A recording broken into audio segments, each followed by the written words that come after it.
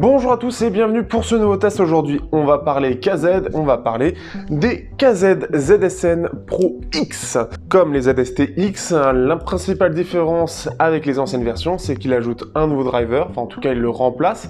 Le driver dynamique est remplacé par le Xun driver qu'on a vu dans les KZ Z1 et précédemment aussi dans les ZST-X. Et ce qui fait que ça vient un petit peu chambouler tous les intras à moins de 20 €. Et ça, c'est vraiment très cool. Ce driver des KZ Z1, je l'ai trouvé excellent lorsque je l'ai eu dans justement dans ces wireless. Le fait qu'il l'ait intégré dans les ZST-X et maintenant donc dans ces KZ ZSN Pro X est super intéressant parce que vraiment la qualité de ce driver est excellent. Ajouter un driver armature équilibrée, eh bien le résultat était déjà probant sur les ZST-X. Ici on a des légères différences mais vraiment pas grand chose. Donc on va essayer au maximum de ne pas se répéter. Et si vous êtes intéressé par ces ZSN Pro X, n'hésitez pas, vous avez le lien dans la description. Je remercie Lucky LZ qui est un grand soutien et un grand partenaire pour le coup. Vous êtes nombreux apparemment à aller dessus, donc c'est vraiment cool puisque vous me permettez derrière d'avoir plein de produits en test au point où j'en ai beaucoup trop aujourd'hui. Allez, on passe au test.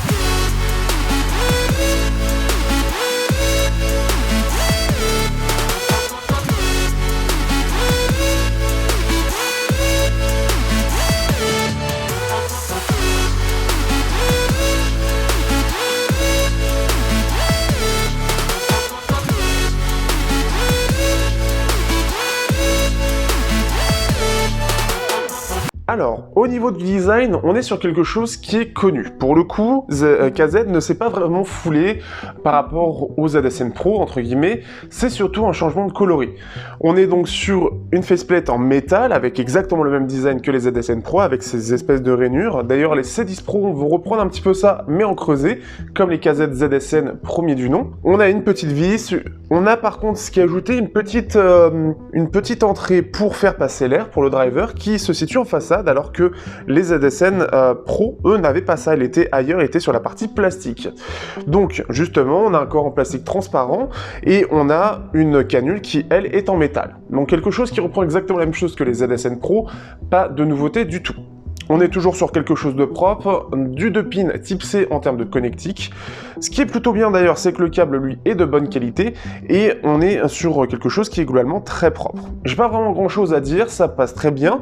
On est sur, en termes d'embout, quelque chose qui ressemble beaucoup plus à ce qui était proposé par les ZSN Pro, ZSN ou CCA C10 par exemple, ou encore les C12 aussi.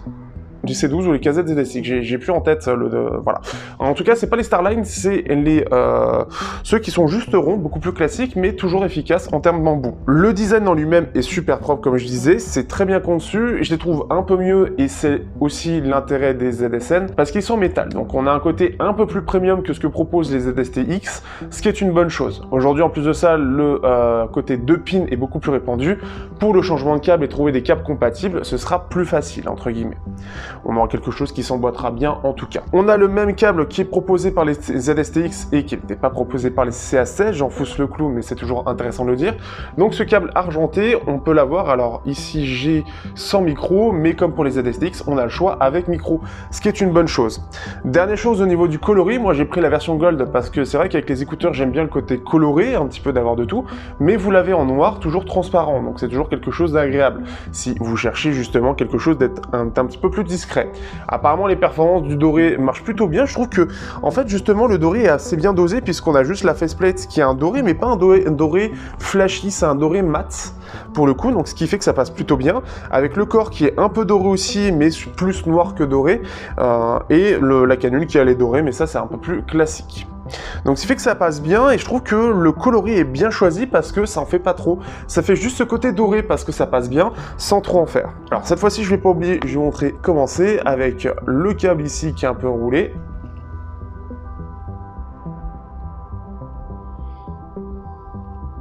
Ce qui fait qu'ils sont confortables, hein. Tous les derniers KZ là-dessus sont vraiment bons, ils sont vraiment confortables et agréables, donc ce qui fait que j'ai pas grand chose à dire, hein.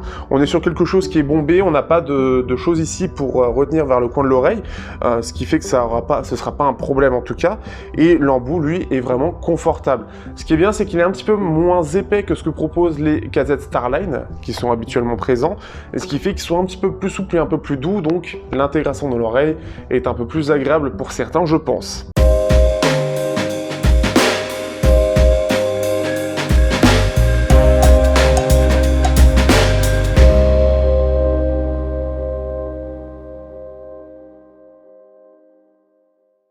Sous cette chaleur abominable que l'on a en ce moment, on va parler de la qualité sonore. Alors, la qualité sonore, on reprend un petit peu les mêmes choses que le ZST-X, c'est-à-dire le driver 10 mm que l'on a, donc des Xun drivers du KZZ1 et donc des ZST-X, et toujours le même driver pour les hautes fréquences, le 395. Donc de chez Belsing, chose classique comme les ZST. En termes de réglage, pour ceux qui ont vu la vidéo des ZST-X, on va pas épiloguer plus que ça, on va aller directement au but, c'est des ZST-X avec un petit peu plus de basse. Alors ça se voit pas sur les mesures pour le coup, mais ça se ressent. C'est-à-dire que soit c'est une histoire d'embout, soit c'est une histoire de délai, je pense, du driver dynamique. Donc de la gestion que ça a été fait au niveau du retard, entre guillemets, de la rapidité du driver, je pense. Et ce qui fait qu'on se retrouve avec quelque chose qui est un peu plus basseux, et donc on va entendre un peu plus les basses, et on va un peu moins entendre tout ce qui est médium aigu. C'est plutôt pas mal, et je préfère parce que les ZST-X ont tendance à être un peu brillants, donc c'est assez équilibré avec une tendance à être un petit peu plus brillant. Ici, il y a quelque chose d'un peu plus équilibré, on est un peu plus sur les basses. Et je préfère le rendu des ZSN Pro X.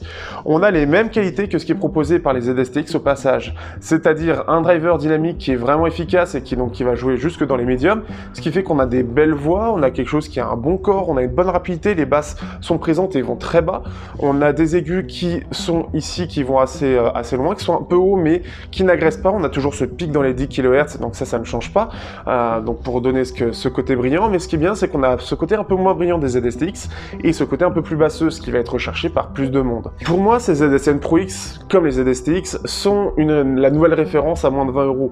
Ici, on les a un petit peu plus chers que pour les ZST-X, mais pour une qualité sonore qui est à peu près similaire. Je préfère personnellement le réglage, j'aime bien le côté brillant de la plupart des intras, mais le problème c'est que ça peut être un peu fatigant, surtout les peuvent parfois être un petit peu désagréables par moment sur certaines musiques. Alors les ZST-X, ça reste assez contenu, je l'avais déjà dit dans le test dessus. Ici, ce qui est bien, c'est qu'on va encore un peu moins l'entendre, et on a ce côté un peu plus basseux, un peu plus chaud, que j'apprécie un peu plus personnellement. Donc c'est vraiment un choix, mais si vous êtes un peu dans le côté grand public et que vous n'avez jamais eu d'intra, parce qu'encore une fois, même ceux-là sont très bien pour découvrir la Chi-Fi, et bien justement, vous pouvez plus prendre les ZSN Pro X si vous voulez un peu plus de basse. En comparaison avec les KBR KS2, on a quelque chose qui est très large en termes de scène, on a quelque chose qui est un peu moins fun, entre guillemets.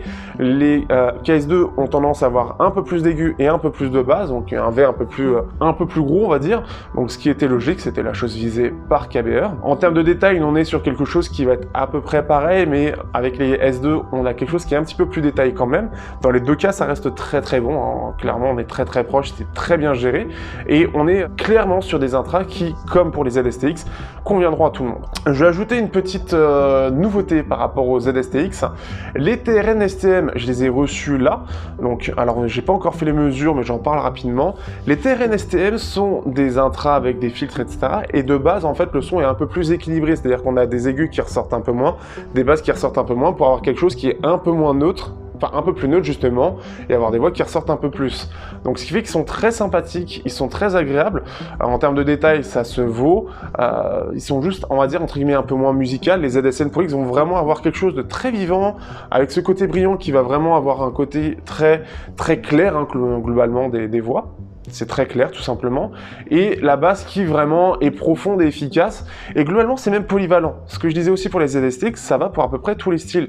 Le réglage est vraiment très très bien fait pour que ça puisse convenir, alors surtout pour des styles fun bien évidemment, hein, électro, métal, etc. Mais aussi pour des choses un petit peu plus, entre guillemets, délicates, de la dub. Alors du jazz, je saurais pas dire, je n'écoute pas, mais de la dub ou du classique, ça passe vraiment bien. Donc il y a vraiment un bon travail, et comme je le disais aussi, au niveau des détails, c'est vraiment très bon. Surtout pour des drivers à 15 €, certains morceaux qui peuvent être très chargés, ils arrivent plutôt bien à les gérer, beaucoup mieux qu'avant. Pour parler des ZSN Pro, pour terminer, qui était justement, qui vient remplacer ces ZSN Pro, on a une différence qui est vraiment notable par rapport à ce qui était fait avant. Clairement déjà, on a la scène qui est beaucoup plus large que ce qu'on avait avant, on a des voix qui sont moins agressives, donc ça c'est aussi quelque chose qui est agréable. D'ailleurs même, en fait, on se retrouve très précisément, alors avec une énorme évolution des ZSN Pro, mais surtout pour moi, et plus que les ZST-X, la meilleure évolution des KZ ZST. C'est de eux qui se rapprochent le plus avec le côté beaucoup plus technique et c'est ça qui est très fort. Donc clairement, c'est un excellent choix, c'est un choix qui conviendra à énormément de monde. Le côté métal, en plus de ça, va donner un petit peu plus envie d'acheter que le côté tout plastique des ZSTX et ça peut se comprendre, mais ce qui fait que le son est toujours très propre, très proche des ZSTX, donc c'est vraiment une histoire de choix entre les deux. Et encore une fois, par rapport aux anciens, c'est vraiment une bonne évolution, ça redéfinit vraiment le côté Chi-Fi entrée de gamme, et ce qui fait que pour vraiment pas cher aujourd'hui, on a des écouteurs qui sont quand même vraiment incroyables sur la qualité sonore, je me répète, mais l'évolution qu'il y a eu là, elle est assez folle, et ce qui fait que, comme pour les ZSTX, je pourrais m'en contenter. Personnellement, j'ai plus écouté les ZSN Pro X, pour terminer, j'ai plus écouté les ZSN Pro X que les ZSTX parce que je préférais le réglage. Et clairement, je ne me suis pas senti limité par rapport à d'autres intras. Alors certes, ça reste quand même moins technique, c'est un petit peu moins précis, un petit peu moins détaillé, etc. Mais pour dans la vie de tous les jours, clairement, c'est entre guillemets suffisant. Je pourrais m'en suffire si jamais, pour X ou Y raison, il se passe quoi que ce soit avec mes intras, et que je n'ai plus que, et ben c'est pas grave, entre guillemets, hein, c'est pas très grave. Alors forcément, je vais pleurer toutes les larmes de mon corps, parce qu'il y en a beaucoup que j'apprécie, mais ceux-là sont vraiment très très bien pour le prix, et ça m'impressionne parce que je prends énormément de plaisir. Ça vaut beaucoup plus que la plupart des True Wireless par exemple, hein, enfin même que tous, c'est largement mieux. Enfin bref, ils ont fait un super boulot sur ceux-là, donc je me demande ce qu'ils nous préparent pour l'année prochaine, en tout cas pour les prochains KZ entrée de gamme, mais c'est très fort.